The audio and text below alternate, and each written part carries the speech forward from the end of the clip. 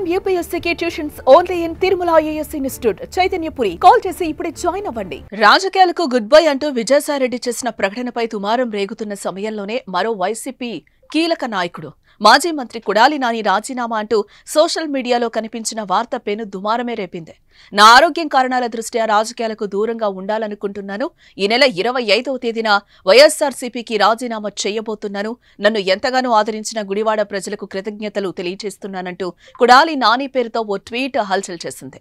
దీంతో వైసీపీ శ్రేణులంతా నిర్ఘాంతపోయారు. అయితే కాసేపటికే తాను పార్టీకి రాజీనామా చేస్తున్నట్లు వస్తున్న వార్తను కొడాలి నాని కొట్టిపారేశారు. అది ఫేక్ అని, దాంట్లో ఎటువంటి నిజం లేదని, ఇలాంటి తప్పుడు ప్రచారాన్ని నమ్మొద్దంటూ ఆయన ప్రకటించారు. తాను వైసీపీతో కొనసాగుతానని, ప్రజల సేవకు మద్దతుగా ఉంటానని ఆయన స్పష్టం చేశారు. కొడాలి నాని చేసిన ప్రకటనతో అంతా షాక్ నుంచి కోలుకున్నారు.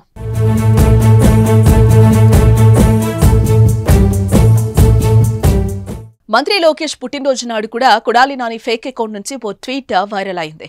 మంత్రి లోకేష్ కు పుట్టినరోజు శుభాకాంక్షలు చెప్తూ స్వాతంత్ర్య దినోత్సవం నాడు క్షమాభిక్షతో ఖైదీలను విడుదల చేసినట్టు నీ పుట్టినరోజున నన్ను క్షమించమని మిక్కిలి హృదయంతో వేడుకుంటున్నాను అంటూ కొడాలి నాని ట్వీట్ చేసినట్లు వైరల్ అయింది. కానీ తర్వాత అది ఫేక్ గా తేల్చారు. ట్విట్టర్లో @IAM కొడాలి నాని అనే పేరుతో ఉన్న ఖాతా నుంచి ఈ పోస్టులు వస్తున్నాయి.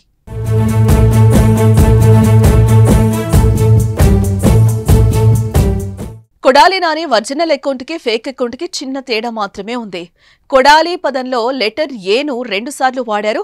2 అకౌంట్లకు ఒకే రకమైన ఫోటోను ప్రొఫైల్ ఫోటోగా ఉపయోగించారు. కొడాలి నాని పేరుతో క్రియేట్ చేసిన పోస్టులు చేస్తున్నారు. ఆంధ్రప్రదేశ్ ఎన్నికల్లో వైఎస్ఆర్సీపీ ఘోర పరాజయం చవిచూసింది. గుడివాడ అసెంబ్లీ నియోజకవర్గం నుంచి పోటీ చేసిన కొడాలి నాని సైతం ఓటం పాలయ్యారు.